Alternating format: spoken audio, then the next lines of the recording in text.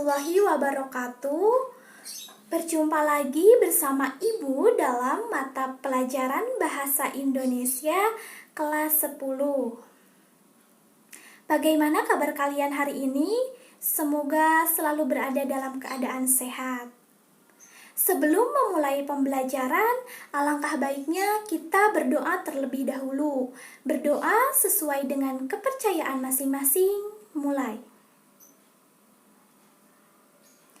Tidak ada kata selesai dalam berdoa. Jangan lupa isi presensi hari ini ya. Pada pembelajaran hari ini, kalian masih belajar mengenai teks anekdot yang terdapat pada kompetensi dasar 3.6, yaitu menganalisis struktur dan kebahasaan teks anekdot. Tujuan pembelajarannya yaitu melalui kegiatan pembelajaran dengan pendekatan saintifik dan model pembelajaran discovery learning, peserta didik dapat menganalisis struktur dan kebahasaan teks anekdot dengan rasa percaya diri, bertanggung jawab, disiplin selama proses pembelajaran, bersikap jujur, percaya diri, serta pantang menyerah. Pada pertemuan sebelumnya, kita telah belajar mengenai struktur teks anekdot. Ada yang masih ingat apa saja struktur teks anekdot itu? Ya, struktur teks anekdot ada 5. Yang pertama ada abstraksi, lalu ada orientasi. Yang ketiga ada krisis atau komplikasi. Yang keempat ada reaksi. Dan yang terakhir ada koda. Hari ini kita akan belajar mengenai kaidah kebahasaan teks anekdot. Seperti halnya jenis teks lain, teks anekdot juga memiliki beberapa kaidah kebahasaan yang khas. Apa saja kaidah kebahasaan teks anekdot?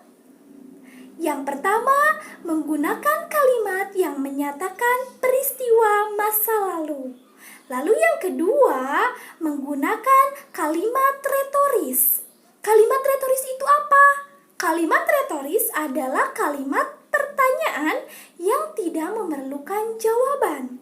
Lalu yang ketiga, menggunakan kata hubung atau konjungsi yang menyatakan hubungan waktu, seperti lalu, kemudian, dan lain sebagainya.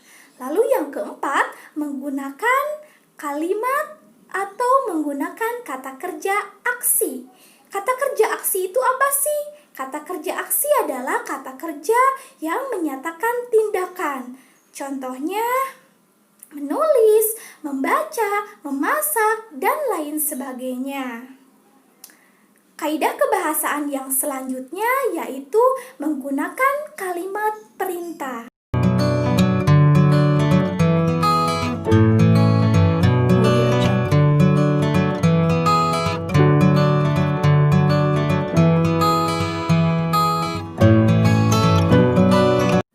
Pada pertemuan sebelumnya, kalian telah membaca teks anekdot berjudul 4x7.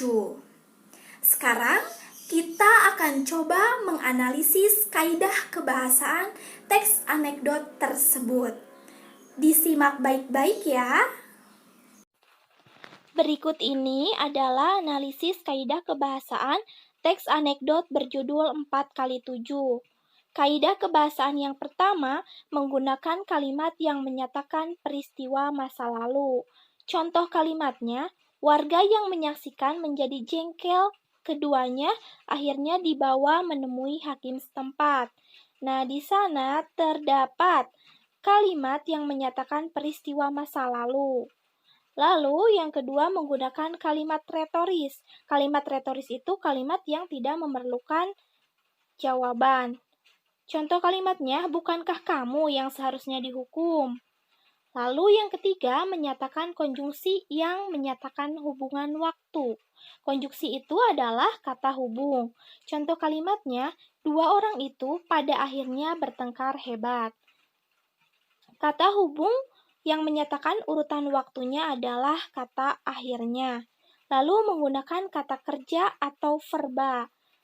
Contoh kalimatnya, orang itu berteriak memprotes. Kata kerja atau verba itu kata yang menyatakan suatu tindakan. Lalu, untuk kaidah kebahasaan yang menggunakan kalimat perintah tidak terdapat pada teks anekdot tersebut. Yang selanjutnya, menggunakan kalimat langsung. Kalimat langsung ini berlaku untuk anekdot yang berbentuk dialog. Contoh kalimatnya, "Loh, kok saya? Di mana salah saya? Omongan saya kan benar, Pak Hakim. 4 kali 7 itu 28. Iya kan?" Dan yang terakhir menggunakan kalimat tidak langsung. Contoh kalimatnya, 4 kali 7 adalah 28, kata orang yang satunya. Sekarang kalian sudah paham kan mengenai kaidah kebahasaan teks anekdot? Jika ada yang belum paham, silakan tulis pertanyaan kalian pada kolom komentar atau tanya jawab. Jika kalian sudah merasa paham, coba analisis teks anekdot berjudul Turis Amerika dan Gelora Bung Karno yang telah Ibu unggah dan telah kalian baca sebelumnya. Tulis hasil analisis ataupun jawaban kalian pada kolom komentar atau tanya jawab pada pembelajaran saat ini juga. Sekian pembelajaran kita hari ini, semoga bermanfaat untuk kita semua. Sampai jumpa lagi pada pembelajaran berikutnya mengenai cerita rakyat. Kita akhiri pembelajaran hari ini dengan ucapan hamdalah bersama-sama, Alhamdulillahirobbil alamin. Tetap jaga kesehatan dan tetap semangat walau belajar dari rumah masing-masing. Terima kasih. Wassalamualaikum warahmatullahi wabarakatuh.